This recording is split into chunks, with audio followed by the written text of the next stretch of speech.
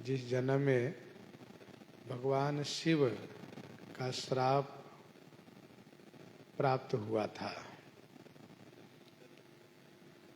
और श्री गुरु जी की कृपा की अनुभूति हुई थी।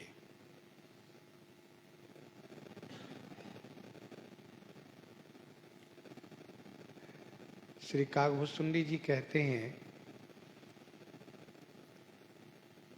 कि मेरे गुरु जी बड़े ही दयालु थे। उनके अंदर थोड़ा भी क्रोध नहीं था, इसीलिए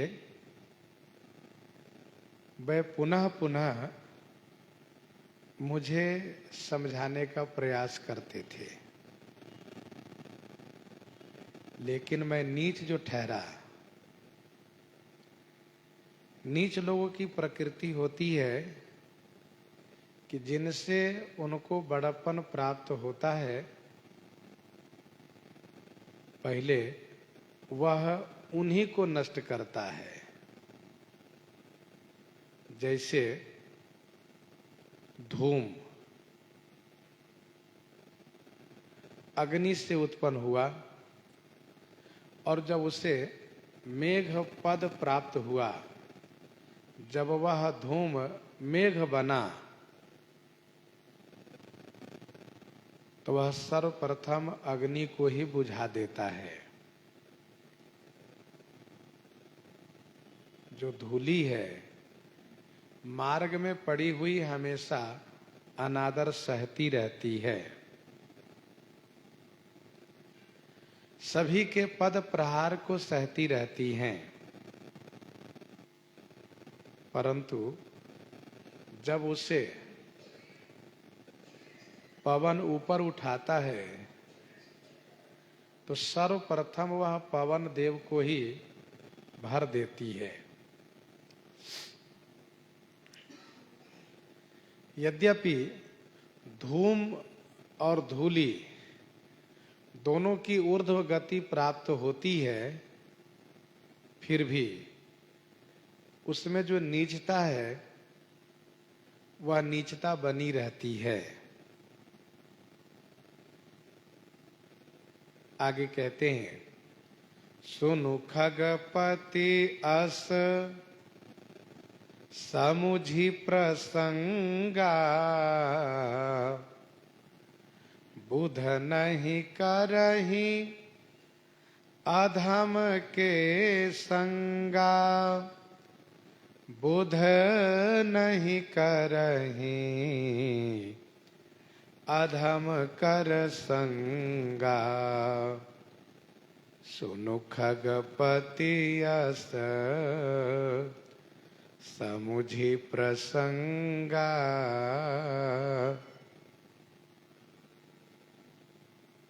सुनु खगपति अस समुझि प्रसंगा, बुध नहीं करही अधम कर संगा। हे खगपति पक्षी राज सुनिए, अस प्रसंगा समुझी। अस प्रसंगा समझी माने इस बात को समझ करके बुद्धिमान पुरुष अधम लोगों की संगति नहीं करते हैं। बुध नहीं करही अधम कर संगा।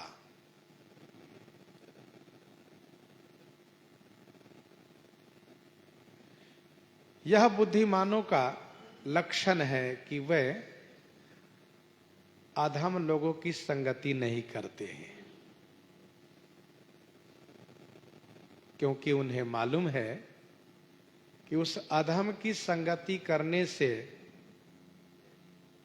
अपनी ही फजीहत होगी।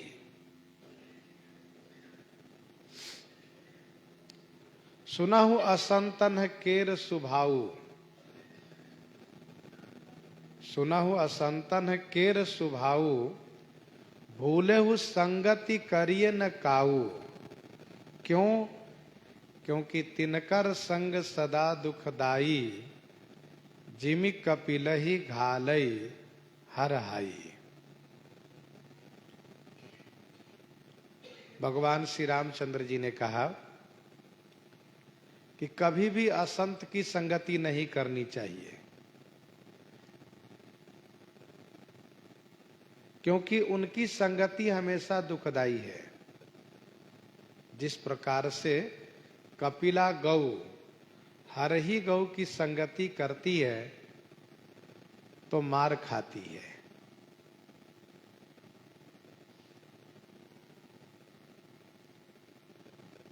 वैसे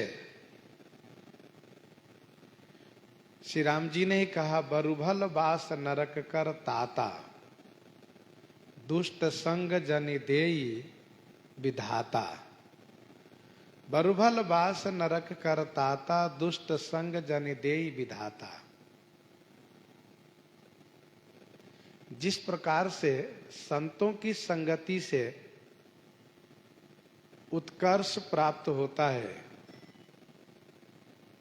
जीवन में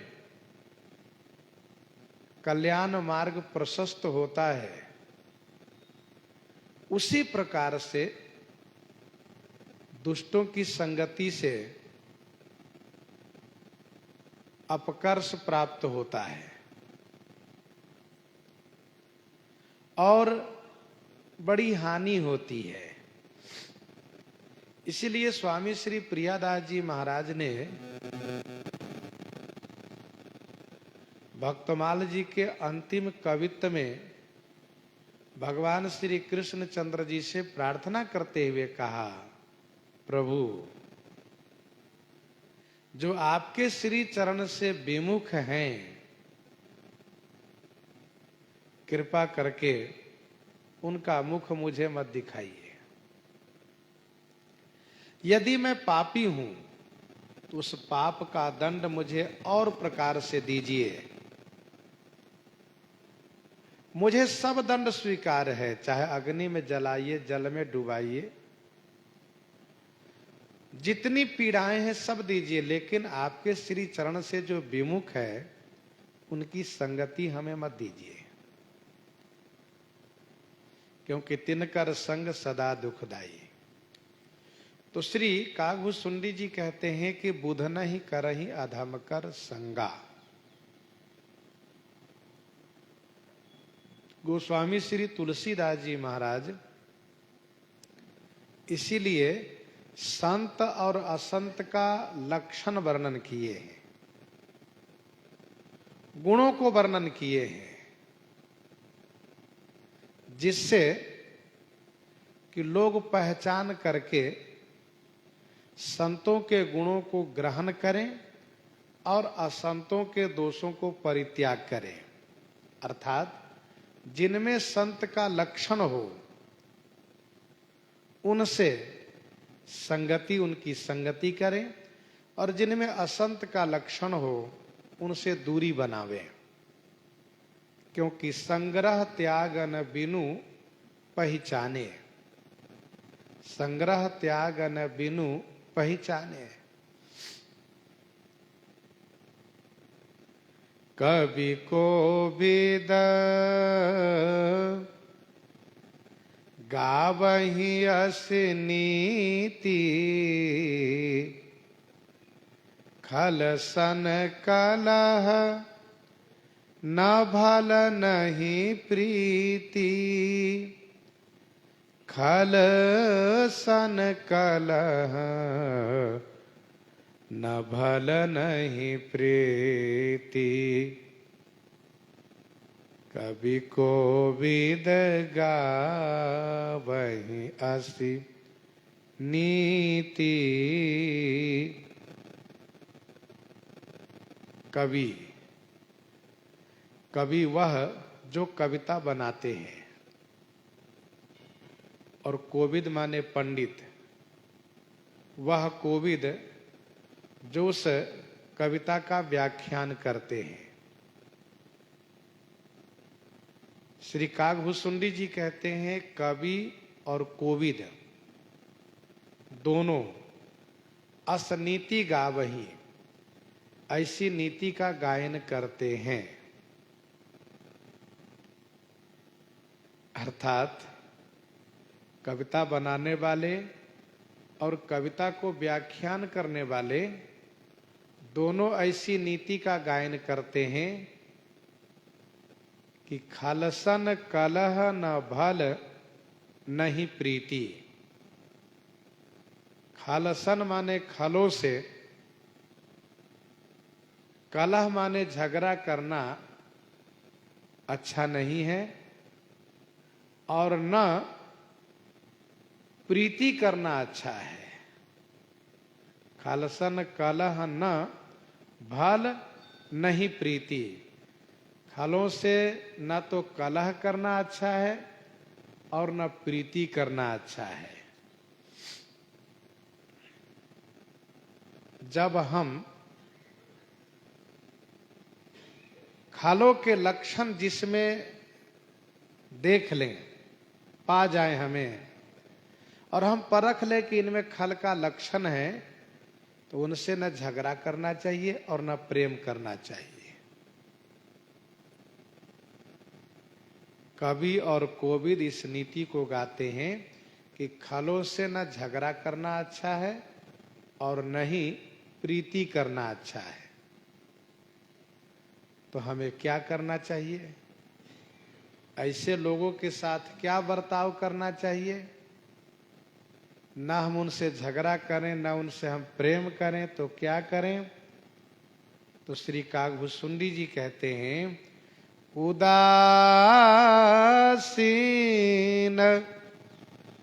नीत रहिए गोसाई, खल परिहरिए स्वान की नाई। उदासीन नित रहिए गोसाई, खल परिहरिए स्वान की नाई। हे गोसाई, नित उदासीन रहिए। हे स्वामी, नित्य ऐसे लोगों से उदासीन रहना चाहिए।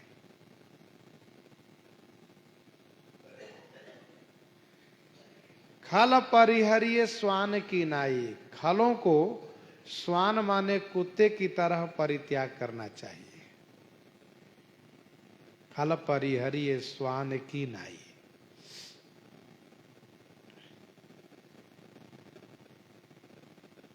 हमारे और आपके जीवन में 3 प्रकार की रहनी होती है। एक तो यह कि हम प्रेम करते हैं उन लोगों से जिनसे मन मिलता है। दूसरा वह कि जो हमारे खिलाफ हैं, हमसे विरोध रखते हैं, नफरत करते हैं, तो उनसे हम विरोध रखते हैं। दूसरा।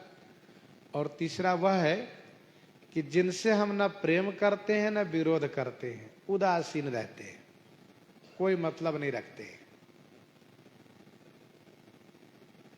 यही 3 रहनी है। लोगों से यही 3 संबंध है। एक से प्रेम है, दूसरे एक वह है जिनसे विरोध है, तीसरा एक वह है जिनसे उदासीन है, कोई मतलब नहीं है।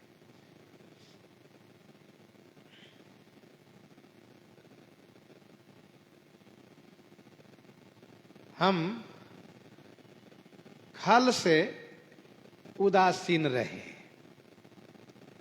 दुष्टों से उदासीन रहें। यही बात श्री काकभूषुंडी जी कह रहे हैं। उदासीन नित रहिए गोसाई, खल परिहरिए स्वान की नाई। कुत्ते के जैसे खलों को परित्याग करना चाहिए।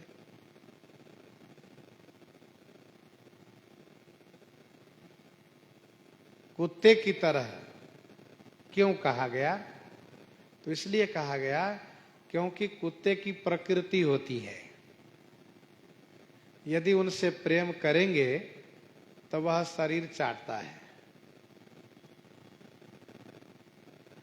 और यदि विरोध करेंगे तो वह काटता है। एक दोहा प्रसिद्ध है, व्यास बढ़ाई खलन की, व्यास बढ़ाई खलन की, कुत्ते की पहचानी, प्रीति किए तन चाटई, बैर किए तन हानि। प्रीति किए तन चाटई, बैर किए तन हानि।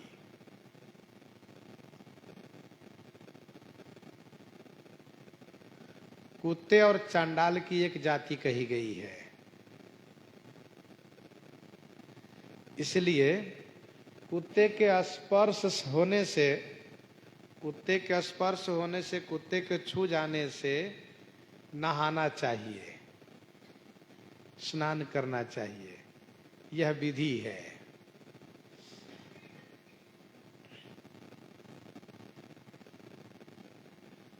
वैसे भी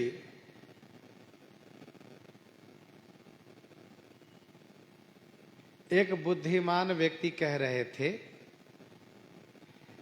कि कुत्ते के ज्यादा स्पर्श होने से व कुत्ते के चाटने से एक प्रकार से रोग उत्पन्न होता है शरीर में। अब इस बात को वह समझो जो कुत्ते को पालते हो, कुत्ते के समीप में रहते हो, सुनी हुई बात है। और कुत्ते से यदि विरोध करेंगे तो वह काटेगा जरूर है, और काटेगा तो इस बात से हम आप परिचित हैं कि फिर डॉक्टर के पास जाना पड़ेगा। अब तो थोड़ी सुविधा भी हो गई है, नहीं तो पहले बहुत सुई लेनी पड़ती थी, और वो भी मर्म स्थान में बहुत कष्ट सहना पड़ता था। और यदि समय से उपचार नहीं किए तो फिर यदि उसका जहर फैला शरीर में तो फिर मृत्यु भी होने की संभावना रहती थी।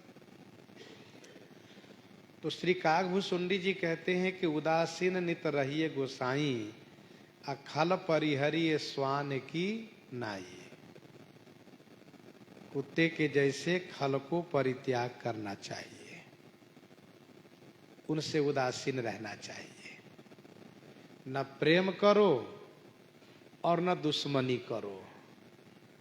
प्रेम करोगे तभी वह खल नुकसान ही करेगा, और विरोध करोगे तो भी नुकसान करेगा। क्योंकि खल की प्रकृति है उदासीन अरिमीत हित, उदासीन अरिमीत हित, सुनत जरहि खल रीति। उदासीन अरिमीत हित, सुनत जरहि खल रीति।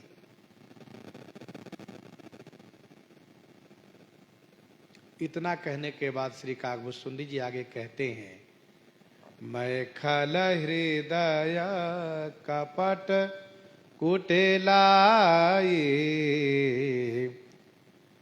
मैं खल हृदय कपट कुटिलाई, गुरु हित कहि न मोहि सुहाई, गुरु हित कहि न मोहि सुहाई, मैं खल हृदय कपट कुटिलाई।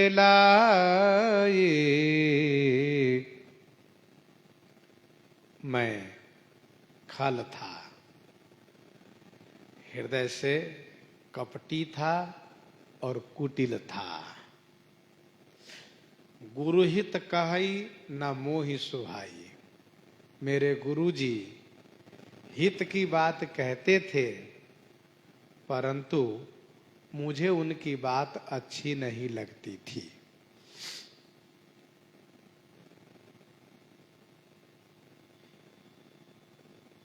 मैं दुष्ट था।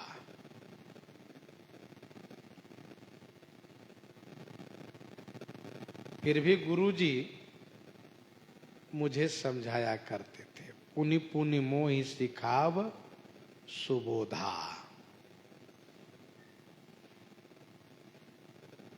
मैं कपटी था,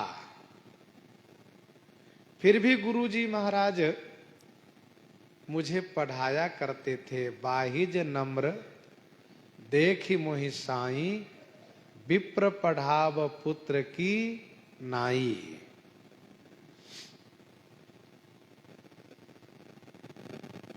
मैं कुटिल था क्योंकि मैं मान चाहता था, सम्मान। मैं चाहता था कि गुरुजी भी मेरा सम्मान करें, क्योंकि मैं शिव परत्व को गुरुजी से विशेष जानता हूं।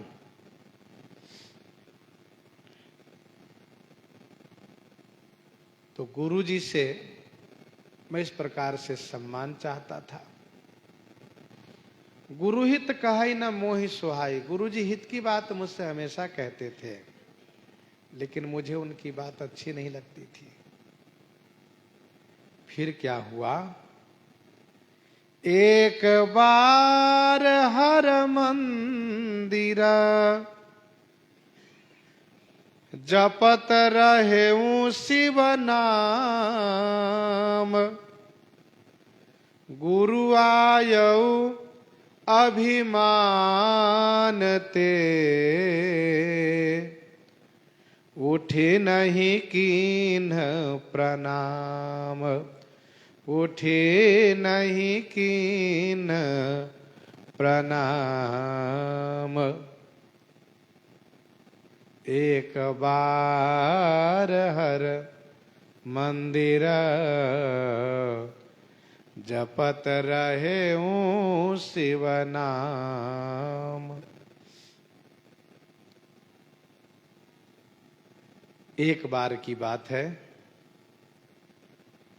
कि मैं हर मंदिर, हर माने महाकाल शिव जी के मंदिर में शिव जी का नाम जाप कर रहा था।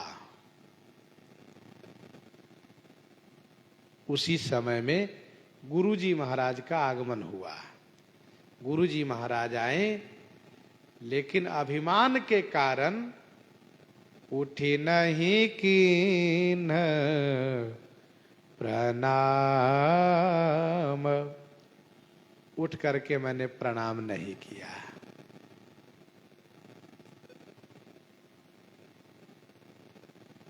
एक बार हर मंदिर जपत रहूं शिव नाम, गुरु आयऊ अभिमानते उठी नहीं किन्ह प्रणाम। एक बार शब्द मानस जी में वही प्रयोग किया गया है जहां की विशेष घटना का वर्णन है। विशेष घटना को खुलासा करने के लिए, प्रकट करने के लिए एक बार शब्द का प्रयोग मानसकार ने किया है। एक बार त्रेता युग माही, एक बार भरी मकर नहाए, एक बार भूपति मन माही, एक बार जननी अनहवाए इत्यादि। वैसे मैं नित्य श्री शंकर जी के मंदिर में ही जाप करता था। जपौ मंत्र शिव मंदिर जाई, परंतु एक बार ऐसा हुआ, मैं मंदिर में बैठ करके शिव जी का नाम जाप कर रहा था। ध्यान दीजिएगा, नाम और मंत्र दोनों अभेद है। नाम से ही मंत्र बनाया जाता है, नाम से ही मंत्र बनता है। तो नाम जपना, मंत्र जपना, यह कहना अभेद है। मंत्र जप रहे हो तो नाम जपना कह सकते हैं, नाम जप रहे हो तो मंत्र जपना कह सकते।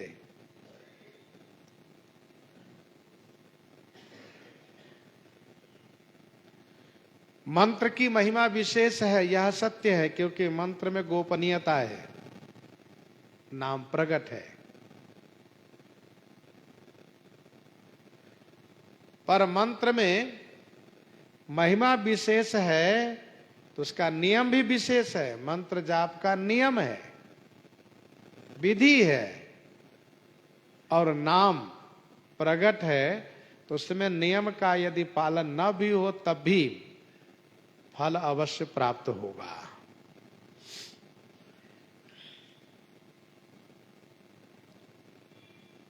श्री काकभूषुंडी जी कहते हैं, गुरु जी महाराज आए।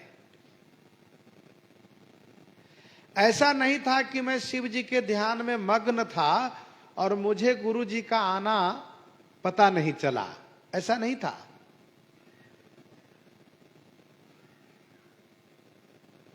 गुरु जी आए, मुझे पता चला, मैं जान गया, फिर भी अभिमान के कारण मैं उठ करके प्रणाम नहीं किया, यह सोच करके कि मैं तो शिव परत्व को विशेष जानता हूं, मैं श्री शिव जी का बहुत बड़ा भक्त हूं, विशेष भक्त हूं। हमारे गुरु जी कम भक्त हैं, हम विशेष भक्त हैं, यह बात मन में आई है। गुरु जी कम जानते हैं, हम ज्यादा जानते हैं। जबकि धर्मशास्त्र ये कहता है कि गुरु जी यदि आते हो तो उठकर तुरंत खड़ा हो जाना चाहिए। गुरुजन, सम्मानित, प्रतिष्ठित महापुरुष यदि आते हो तो उनको देख करके खड़ा हो जाना चाहिए।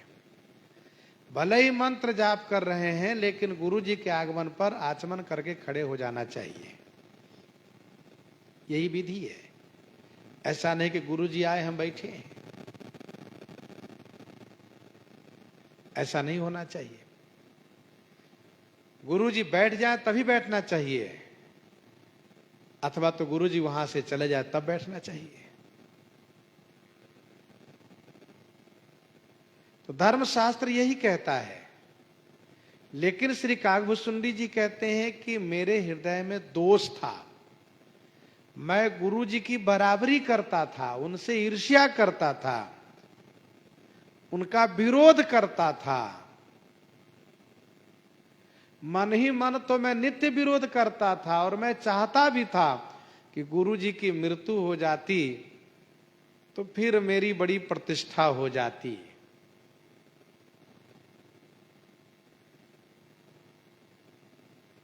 इसलिए अभिमान के कारण मैंने उठ करके प्रणाम नहीं किया।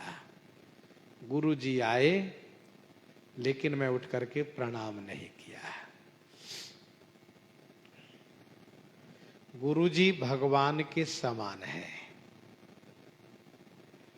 वैसे श्री वाल्मीकि जी तो कहते हैं कि गुरु जी को भगवान से भी बढ़ करके मानना चाहिए। तुमते अधिक गुरु ही जिये जानी, तुमते अधिक गुरु ही जिये जानी, सकल भाय से वही सनमानी। तुमते अधिक गुरु ही जिये जानी, सकल भाय से वही सनमानी। भागवत जी में भी भगवान श्री कृष्ण चंद्र जी ने कहा, आचार्या माम बीजानिया। गुरु गीता में गुरु जी की बड़ी महिमा गाई गई है। मानसकार ने वंदना प्रकरण में गुरु जी की महिमा को बखान करते हुए कहा, बंदो गुरुपद कंज कृपा सिंधु नर रूप हरि। बंदो गुरुपद कंज कृपा सिंधु नर रूप हरि, महामोह तम पुंज जासु बचन रवि कर निकर। जासु बचन रवि कर निकर। वंदे बोधमयम नित्यम गुरुम शंकर रूपिणम। यमाश्रितो ही वक्रोपी चंद्र सर्वत्र वंद्यते। गुरु बिनु भव निधि तरई न कोई, जो बिरंची शंकर सम होई। यहां तक धर्म शास्त्र में लिखा है कि भगवान प्राप्त भी हो जाए तब भी गुरु जी की आवश्यकता है। धन्ना जी, नामदेव जी को भगवान मिल गए हैं, फिर भी उन्होंने गुरु बनाया है भगवान के निर्देशन से, भगवान के आदेश से। क्योंकि यही परिपाटी है, परंपरा है कि गुरु जी के माध्यम से भगवान को प्राप्त किया जाना चाहिए। अच्छा, गुरु जी की कृपा से अहंकार का नाश होता है, दोषों का अंत होता है। तो यहां पर श्री कागभूषुंडी जी कहते हैं, मुझ में इतना दोष हो गया था, मैं इस प्रकार से दुष्ट हो गया था कि गुरु जी आए, फिर मैं जानबूझ करके आंख बंद कर लिया।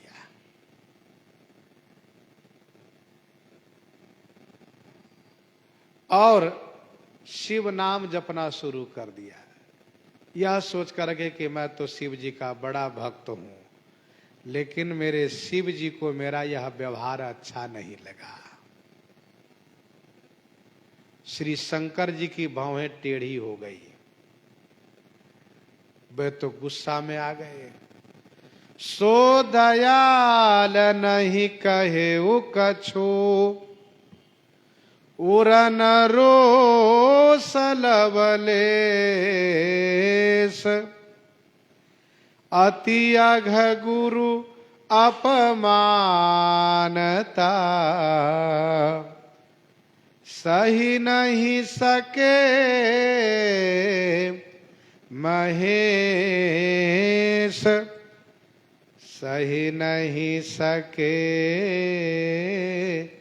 महेश। बुरा तो मानना चाहिए गुरु जी को, लेकिन उन्होंने बुरा नहीं माना। यह सोच करके अरे ना समझ है, छोड़ो, जाने दो। गुरु जी महाराज दयालुता की पराकाष्ठा थे, कृपा की मूर्ति थे वे, इसलिए सो दयाल नहीं कहे कछु। सो दयालु माने वह दयालु, गुरु जी ने कुछ नहीं कहा। तो कुछ नहीं कहा तो हृदय में तो बुरा लगा होगा, कहा नहीं। उर न रोष लवलेश, हृदय में लवलेश माने किंचित रोष नहीं था। देखो भाई, गुरु बनना भी आसान नहीं है। वैदिक ब्राह्मण महाकाल के पुजारी जी गुरु जी बने हुए हैं। आप देखिए, शिष्य में दुष्टता है तो उस दुष्टता को निवारण के लिए शिक्षा देते हैं। नहीं मानता है तभी उस पर गुस्सा नहीं करते हैं, बल्कि प्रेम से समझाते रहते हैं, बेटा देखो गलत कर रहे तुम, अच्छा नहीं, ऐसा नहीं करना चाहिए तुम्हें। सो दयालु नहीं कहे कछु, उरन रोष लवलेश। लवलेश माने किंचित हृदय में रोष नहीं था उनको। लेकिन अति अघ गुरु अपमानता, सही नहीं सके महेश। गुरु अपमानता अति अघ, गुरु जी को अपमान करना यह अतिशय अघ है। अतिशय अघ माने बहुत बड़ा पाप है। सही नहीं सके महेश, महेश नहीं सह सके, शिव जी नहीं सह पाए। सो दयालु नहीं कहो कछु उरन रोष लवलेश, अति अघ गुरु अपमानता सही नहीं सके महेश। गुरु जी का अपमान करना यह अति अघ है, पाप की पराकाष्ठा है।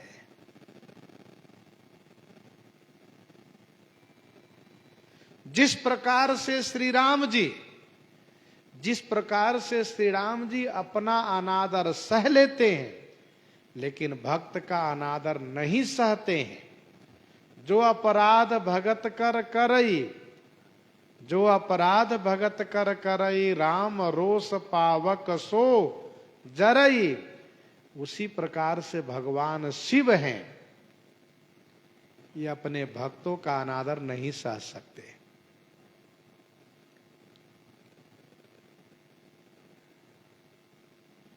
भक्त का अपमान नहीं सह सकते भगवान शिव। उनका भगत हो करके, दिखावा भगत हो करके उनके भगत को अनादर करे, ये तो उनको सहन नहीं होता है। जो विप्र एक वैदिक शिव पूजा करई, सदा तेहि काजन दूजा। और वे गुरु जी भी हैं, उन्होंने पढ़ाया है, शिक्षा दीक्षा दी है, और उन्हीं का अपमान इसने किया। महेश माने महान ईश हैं। महान ईश है अर्थात अपराधियों को महान दंड भी देते हैं। मंदिर माझ भई नभ बानी, रेहत भाग्य अज्ञाभिमानी। मंदिर माझ भये नभ बानी, रेहत भाग्य अज्ञाभिमानी।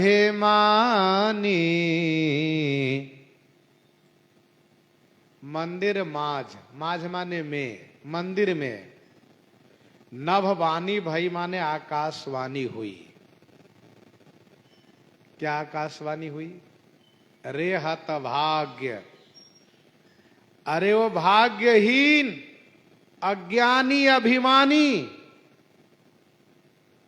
मैं तुम्ही से कह रहा हूं, तुम गुरु जी को देखकर और उठकर खड़े नहीं हुए, उनको प्रणाम नहीं किए तुम, आकाशवाणी हुई। मंदिर माझ भई नभवानी, रेहत भाग्य अज्ञ अभिमानी।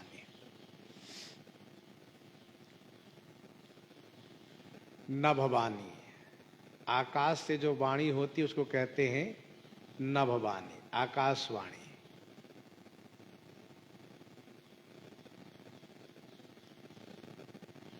एक आकाशवाणी को हम लोग सुनते हैं। किसी प्रमुख शहर से आकाशवाणी द्वारा विभिन्न कार्यक्रमों को प्रसारण किया जाता है, लेकिन हम उसे तब सुनते हैं जब हमारे पास उस ध्वनि को आकर्षण करने वाला यंत्र हो, अर्थात रेडियो हो। लेकिन देवताओं द्वारा, भगवान द्वारा जो आकाशवाणी होती है, देवताओं द्वारा, भगवान द्वारा जो आकाशवाणी होती है, उसको वही सुनता है जिसके लिए वह आकाशवाणी होती है। हर कोई नहीं सुन सकता, चाहे हजारों की संख्या में लोग बैठे हों, लेकिन जिसके लिए वह आकाशवाणी होगी वही सुनेगा, दूसरा नहीं सुनेगा। मंदिर बाज भई नभवानी, मंदिर में तमाम दर्शनार्थी आ रहे हैं, जा रहे हैं, सबके लिए नहीं है, वह केवल उसके लिए है, वह सुन रहा है। मंदिर माज भई नभवानी, रेहत भाग्य, तू अभागा है, तासु द्रोह सुख चाहसी अभागी। तू अज्ञानी है, गुरुहित कहे न तो ही सुहाई।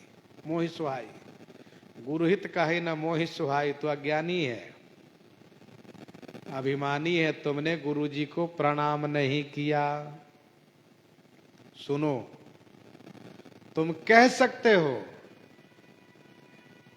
कि गुरुजी को मैंने प्रणाम नहीं किया, तो गुरुजी को तो बुरा नहीं लगा, वे नाराज तो नहीं हुए, तो आप क्यों नाराज हो रहे हैं? आपको क्यों बुरा लग रहा है?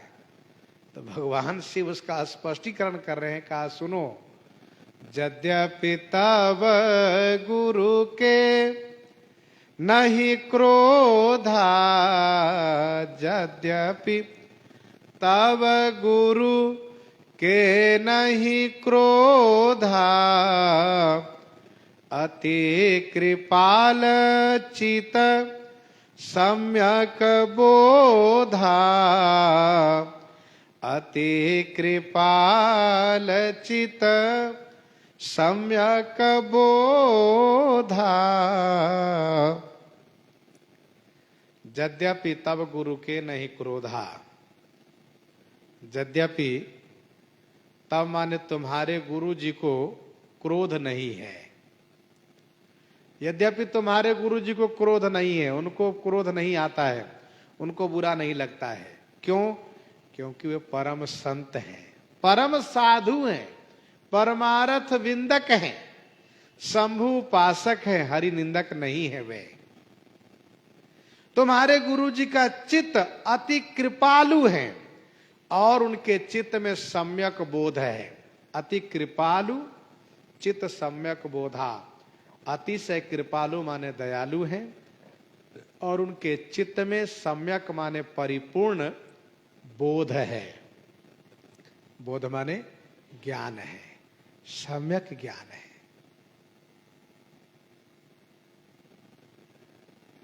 सम्यक ज्ञान का मतलब है कि जहां अभिमान का अभाव हो, ज्ञान मान जहां ये कऊ, नाही देखी ब्रह्म समान सब माही।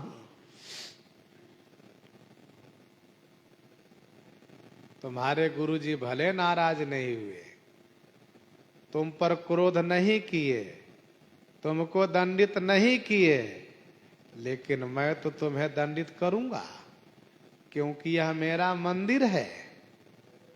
यहां तमाम शिव भक्त आते जाते हैं और मेरे घर में तुमने गुरुजी को अपमान किया है, इसलिए तुम्हें मैं दंडित अवश्य करूंगा। यद्यपि ईश्वर की उपस्थिति सभी जगह होती है, यद्यपि ईश्वर की उपस्थिति सभी जगह होती है, वे व्यापक हैं, फिर भी हमारी और आपकी अवधारणा में एक स्थान विशेष में ईश्वर की उपस्थिति है। जैसे कि मंदिर में हम भगवान को मानते हैं, हम अमुक स्थान में भगवान को मानते हैं। चाहे जितना बड़ा घर का परिसर हो, घर के किसी एक स्थान पर देवी देवता भगवान की उपस्थिति मानते हैं, बाकी सब जगह नहीं। और इस बात को लेकर के परहेज रखते हैं कि देखो यहाँ हम झगड़ा कर रहे हैं, यहाँ भगवान नहीं, भगवान हमारे अमुक कमरे में है, यह हमारी धारणा होती है। तो मंदिर भगवान का विशेष स्थान माना जाता है और यह अच्छी बात है कि हम एक विशेष स्थान को भगवान का स्थान मानते हैं। यदि हम सब जगह भगवान की उपस्थिति मान लें तो हमारी नित्य जो क्रिया है, नित्य जो चर्या है, वो सब हम ठीक से कर भी नहीं पाएंगे। कहाँ भोजन करे, कहाँ आचमन करे, कहाँ कुछ और कार्य करे। तो भगवान शिव कहते हैं कि तुमने मंदिर में मेरे सामने गुरु जी को अपमान किया है, इसलिए तदपि साप सठ दई हूं तो ही, तदपि साप सठ दई हूं तो ही, नीति विरोध सुहाई न मोही, नीति विरोध सुहाय न मोहि, तदपि साप सठ दई हो तो ही। अरे वो सठ मूरख, तदपि माने फिर भी, तो ही श्राप दई हो, तुम्हें मैं श्राप दूंगा। क्योंकि नीति विरोध सुहाई न मोही, नीति विरुद्ध आचरण मोही न सुहाई, मुझे नहीं अच्छा लगता है। हे सठ मूरख, मैं तुम्हें श्राप दूंगा, क्योंकि तुमने नीति विरुद्ध आचरण किया है, तुम मुझे नहीं अच्छे लगते हो। बेचारा डर गया। बताओ, जिनके बल पर हम अभिमानी बने थे कि हम शिव जी का बहुत बड़ा भक्त, मेरे जैसा उनका कोई भक्त ही नहीं होगा, लेकिन मेरे ऊपर ही नाराज हो गए। कहते तू सठ है, तुम्हारा आचरण नीति विरुद्ध है, इसलिए तुम मुझे अच्छे नहीं लगते। और भगवान शिव ने कहा, जो नहीं दंड करो खल तोरा, जो नहीं दंड करो खल तोरा, भ्रष्ट होई श्रुति मार्ग मोरा, भ्रष्ट होई श्रुति मार्ग मोरा, जो नहीं दंड करो खल तोरा। अरे खल, जाओ जदि, जाओ माने जदि, तोरा माने तुम्हें दंडित न करूं। हरे खल, यदि मैं तुम्हें दंडित न करूं तो मोरा श्रुति मार्ग भ्रष्ट होई। मोरा माने मेरा जो श्रुति मार्ग है, जो वेद मार्ग है, वह भ्रष्ट हो जाएगा। भ्रष्ट हो जाएगा अर्थात दूषित हो जाएगा, नष्ट हो जाएगा।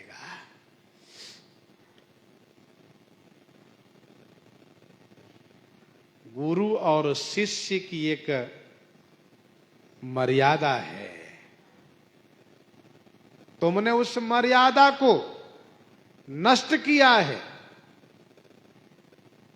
भगवान शिव स्वयं त्रिभुवन के गुरु जी हैं। तुम त्रिभुवन गुरु वेद बखाना,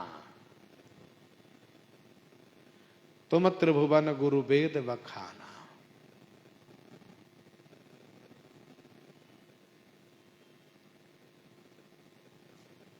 और भगवान शिव वेद स्वरूप हैं। नमामि समीशान निर्वाण रूपम विभुम व्यापकम ब्रह्म वेद स्वरूपम। वेद स्वरूप है, इसलिए भगवान शिव कहते हैं वेद यह मेरा मार्ग है, मेरा वेद मार्ग है। मैं वेद मार्गीय को आदर करता हूं। वेद मार्ग के विरुद्ध आचरण वाले को खला नाम दंड कृद्य वसौ शंकर संग तनो तुम्हें यो ददाति सताम शंभु कैवल्यमपि। यो ददाति सताम शंभु कैवल्यमपि खला नाम दंड कृद्यौ सौ। खलों को दंडित करते हैं भगवान शिव। भगवान शिव कहते यदि तुम्हें दंडित नहीं करूंगा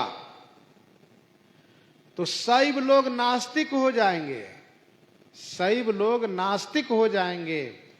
शिव भक्त बन करके लोग गुरु जी को अनादर करते फिरेंगे, कहेंगे देखो महाकाल के सामने अमुक शिव भक्त ने गुरु जी को अनादर किया तो भगवान शिव दंड दिए नहीं न दिए।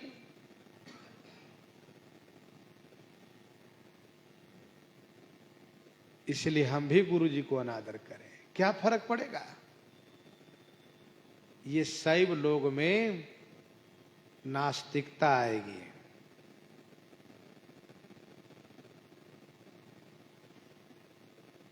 श्री सती जी दक्ष के यज्ञशाला में भगवान शिव के अनादर को न सहने के कारण योगाग्नि में उन्होंने अपने शरीर को भस्म कर दिया। देवर्षि नारद जी ने जब भगवान शिव से कहा तो शिव जी ने कहा, संसार में सब चलता रहता है, किसी का जन्म किसी का मरण सब होता रहता है। नारद जी ने कहा, क्या कहा आपने, संसार में ऐसा चलता रहता है। आप कुछ सोच समझ के बोल रहे हैं, कैसे बोल रहे हैं। आपको पता भी है कि श्री सती जी ने आपके सम्मान के लिए उन्होंने योगाग्नि में शरीर को भस्म किया है। आपके गणों को दक्ष के परिकरों ने पिटाई किया है, और आप कहते हैं कि संसार में सब होता रहता है। यदि आपका ऐसा विचार रहेगा तो कल आपकी पूजा नहीं होगी। लोग कहेंगे भगवान शिव के परिकरों को कुछ भी हो जाए, भगवान शिव को कोई फर्क नहीं पड़ता है। तो शिव जी ने कहा, नारद जी ने आपने क्या कहा। नारद जी ने कहा, मैंने ठीक कहा। अब तो भगवान शंकर दांत कटकटाए और एक जटा खींच करके मस्तक से और भूमि पर पटक दिए। वीरभद्र नाम का गण प्रकट हुआ। कहा, भोले बाबा मुझे क्या आदेश है। भोले बाबा ने कहा, तुम अति शीघ्र प्रस्थान करो और जल्दी से पहुंचो। हरिद्वार कनखल क्षेत्र में दक्ष यज्ञ कर रहा है। यज्ञ को विध्वंस करो और सबको यथोचित दक्षिणा बांटो। जाओ जल्दी पहुंचो। आंधी की तरह पहुंच करके सबको दंडित किया उन्होंने। तो कहने का अभिप्राय यह है कि भगवान शिव श्रुति विरुद्ध आचरण करने वाले को दंडित करते हैं, छोड़ते नहीं हैं। भगवान शिव ने कहा कि जो नहीं दंड करऊं खल तोरा, भ्रष्ट होई सुरती मार्ग मोरा। आजकल लोग जरा जरा सी बात में कहते, जो नहीं दंड करऊं खल तोरा, भ्रष्ट होई सुरती मार्ग मोरा। आप श्रुति मार्ग को कितना अनुपालन करते हैं, इस पर विचार करिए। फिर आप कहिए तो आपकी बात अच्छी लगे। और फिर भगवान शिव ने दंडित किया तो भगवान शिव अनुग्रह भी किए। उनमें मारने और जिलाने का दोनों का सामर्थ्य है। आप इस बात पर विचार करिए कि आप दंडित करने जा रहे हैं तो उसके पूर्व आप सोचिए कि हम दंडित करने के उस प्रकार से योग्य हैं या नहीं। माना जी कुछ चौपाइयां हैं जिसको लेकर के लोग व्यवहारिक जगत में तुरंत प्रयोग करते हैं, पर प्रयोग के साथ साथ अपनी योग्यता भी उनमें उनको अपने में देखनी चाहिए। भगवान शिव कहते हैं, सुनो, जे सठ गुरु सन ईरिसा करही, रौरव नरक कोटि जुग परही। जे सठ गुरु सन ईरिसा करही, रौरव नरक कोटि जुग परही। जे सठ गुरु सन ईर्ष्या करही। जे सठ माने जो मूर्ख गुरु जी से ईर्ष्या करते हैं, रौरव नरक कोटि जुग परही। वह सठ, वह मूर्ख कोटि जुग माने करोड़ों जुग तक रौरव नरक परही, रूरू नाम के नरक में पड़ते हैं। जे सठ गुरुसन ईर्ष्या करही, रौरव नरक कोटि जुग परही। जो मूर्ख गुरु जी से ईर्ष्या बराबरी करता है, वह करोड़ों युग तक रौरव नाम के नरक में पड़ता है। तुम भी रूरू नाम के नरक में जाओगे बच्चा, ऐसा कहा शिव जी ने। तुम भी जाओगे जरूर। रौरव नाम के नरक वह है जिसमें रूरू नाम का कीड़ा रहता है। रूरू नाम का कीड़ा रहता है जो जहरीला सर्प से भी ज्यादा विषैला होता है। जहरीला सर्प से भी ज्यादा विषैला होता है। और यह कीड़ा उस प्राणी को जो उस नरक में जाता है काटता है तो वह बहुत व्याकुल होता है, लेकिन अब कर क्या सकता है, उसी नरक में पड़ा है भोगने के लिए। मनुष्य के जीवन में कुछ भोग ऐसे उदित होते हैं जिसमें दवा काम नहीं करती है, सिवाय कष्ट के अलावा और कोई विकल्प नहीं रहता है। तो रूरू नाम का नरक जिसमें रूरू नाम का कीड़ा काटता है, ऐसा कहा गया है कि निरपराधी व्यक्ति को जो कोई मार देता है ना, वह उसी नरक में रूरू नाम के कीड़ा बनकर के उसकी प्रतीक्षा करता है जिसने मारा हो। और फिर जब वह पहुंचता है तब उसका वह बदला लेता है काट काट करके। रौरव नरक कोटि जुग परहि, जे सठ गुरु सन ईर्ष्या करहि। बड़ों से ईर्ष्या कभी नहीं करनी चाहिए, बड़ों की बराबरी कभी नहीं करनी चाहिए, इससे बड़ा नुकसान होता है। स्वामी अग्रदास जी ने कहा, गुरु विषय नर बुद्धि शिला समगनई विष्णु तन। गुरु विषय नर बुद्धि शिला समगनई विष्णु तन। चरणामृत जल जान मंत्र बदई वाणी सम। गुरु विषय नर बुद्धि शिला समगनई विष्णु तन। चरणामृत जल जान मंत्र वदई वाणी सम। महाप्रसाद ही अन्न साधु की जाति पिछाने। ते नर नर के जाए वेद स्मृति बखाने। अग्र कहैया पाप खट अति मोटो दुर्घट विकट। अग्र कहैया पाप खट अति मोटो दुर्घट विकट। और पाप सब छूटई पैयह न मिटई हरि नाम रट। पैयह न मिटई हरि नाम रट। गुरु जी को मनुष्य कभी मानना ही नहीं चाहिए। पहली बात तो ये, गुरु भगवान के रूप है। कृपा सिंधु नर रूप हरि। स्वामी अग्रदास जी ने कहा कि गुरु जी को मनुष्य मानना, भगवान के प्रतिष्ठित स्वरूप को शिला मानना, पत्थर मानना, चरणोदक को पानी मानना, मंत्र को सामान्य वाणी मानना, महाप्रसाद जो भगवान का भोग लगा हुआ है, महाप्रसाद उसका नाम है, उसको अन्न मानना, और साधु की जाति पूछना, ये 6 बहुत बड़ा पाप है। स्वामी अग्रदास जी ने कहा, ये 6 पाप नाम रटने पर भी नहीं जाने वाले हैं, इसलिए इन पाप से बचना चाहिए। भगवान शिव कहते हैं, जो सठ मूर्ख गुरु जी को मनुष्य मान करके और उनसे ईर्ष्या करता है, उनकी बराबरी करता है, वह रूरू नाम के नरक में करोड़ों युग पड़ा रहता है। और वहां से निकलने के बाद फिर क्या होगा? कहा त्रिजग जो निपुनि धरहि शरीरा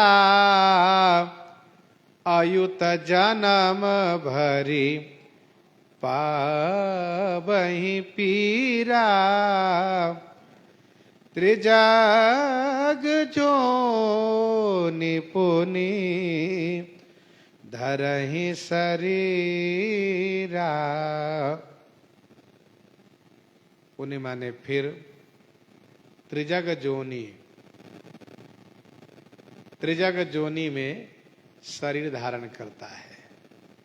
त्रिजग जोनी में फिर वह शरीर धारण करेगा। कब तक?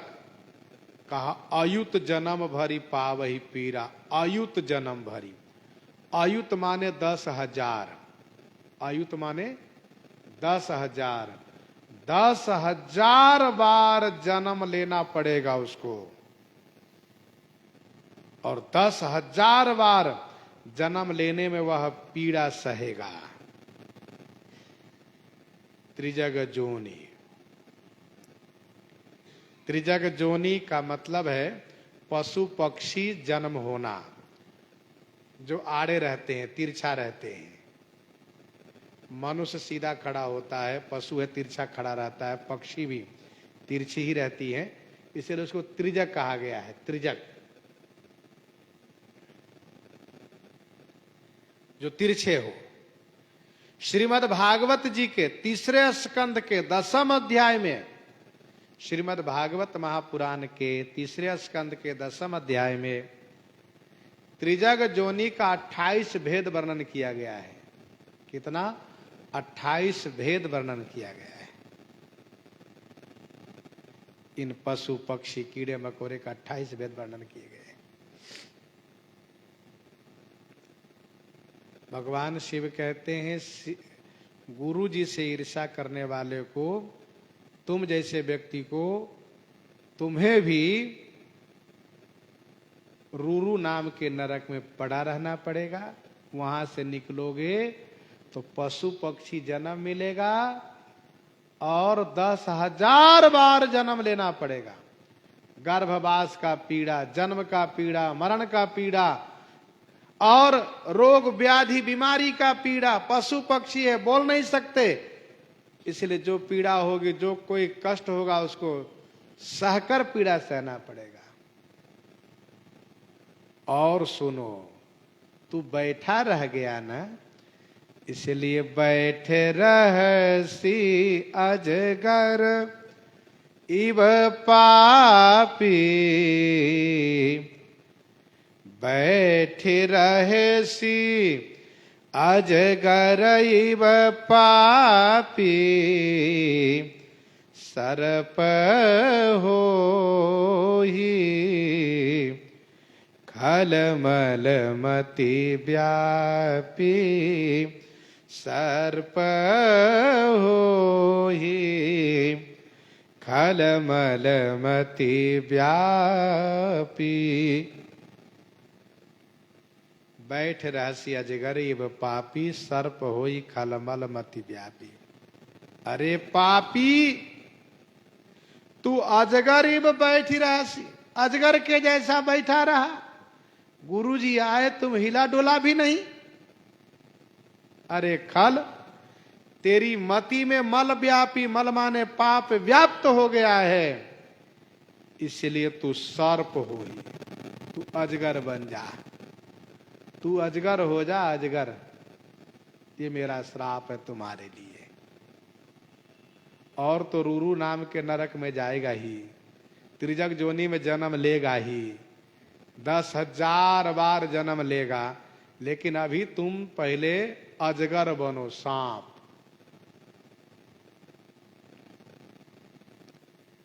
बैठ रहसी अजगर इव पापी। ध्यान दीजिएगा, जो श्राप मिलने वाला होता है वो लक्षण पहले प्रकट हो जाता है।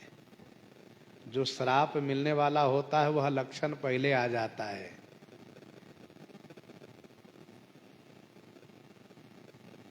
हुहु नाम का गंधर्व जो था, हुहु नाम का जो गंधर्व था, वह देवल ऋषि के पांव को पकड़ लिया पानी में छुप करके, पानी में छुप करके पांव पकड़ लिया तो देवल ऋषि ने कहा, अरे तू ग्राह बन जा, ये तो ग्राह का काम है पानी में पकड़ना। ग्राह बन गया बेचारा, उन्होंने विनय किया, कहा प्रतीक्षा करो, अब गज का पांव पकड़ोगे तुम्हारा उद्धार होगा, पड़े रहो वैसे ही। तो लक्षण पहले दिखता है। प्रताप भानु ने ब्राह्मणों को विप्रमांस परोसा तो राक्षस होने का श्राप मिला।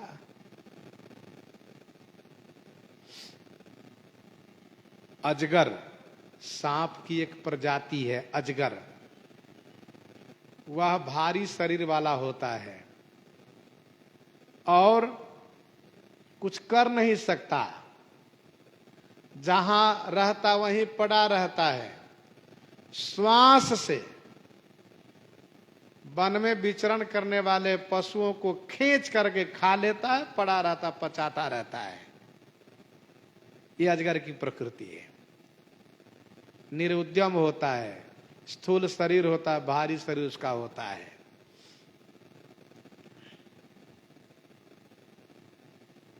भगवान शिव ने कहा तू अजगर की तरह बैठा है।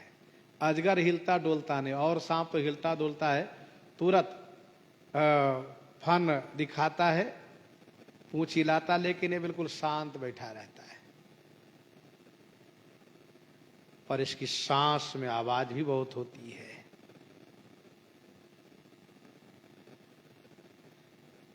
भगवान शिव ने कहा सर्प हो ही खलमल मति व्यापी। और सुनो, सर्प होगे कहाँ रहोगे, ये भी मैं तुम्हें स्थान बता दें। महाबिटप कोटर मह जाई, रहु अधमाधम अधगति पाई। महाबिटप कोटर मह जाई। महाबिटप माने महान वृक्ष, बहुत बड़े वृक्ष के कोटर, कोटर माने खोडर, खोह, बहुत बड़े वृक्ष के कोटर माने खोडर में, खोह में जा करके उसी में रहो। महाबिटप कोटर महु जाई रहू, उसी में रहो। अरे अधमाधम अधगति पाई। अधमाधम माने नीचों में नीच, अधमों में अधम, तुम अधगति पाई। अधगति पाई माने नीच गति पा करके अब अजगर बन करके बहुत बड़े वृक्ष के खोडर में जा करके परे रहो, जाओ। अधगति, मनुष्य से सांप बनना ये अधोगति है, मनुष्य से देवता बनना ये ऊर्ध्वगति है। ऊपर जाना ऊर्ध्वगति, नीचे जाना अधोगति है। बेचारा कांप गया, अब क्या होगा। हाहाकार किन्ह गुरु दारुण सुनी शिव साप, कंपित मोहि बिलोकियते उरूपजा परिताप। करि दंडवत सप्रेम द्विज शिव सन्मुख कर जोरी। विनय करत गद गद स्वर समुझी घोर गति मोरी। समुझी घोर गति मोरी। गुरुजी हाहाकार किए घोर श्राप सुन करके, और मुझे कंपित देख करके बड़े दुखी हो गए। तुरंत भगवान शिव को दंडवत प्रणाम किए और हाथ जोड़ करके शिव जी को प्रसन्न करने के लिए स्तुति प्रारंभ किए। प्रसंग को हम आप यहीं पर हृदयांगम करते हैं।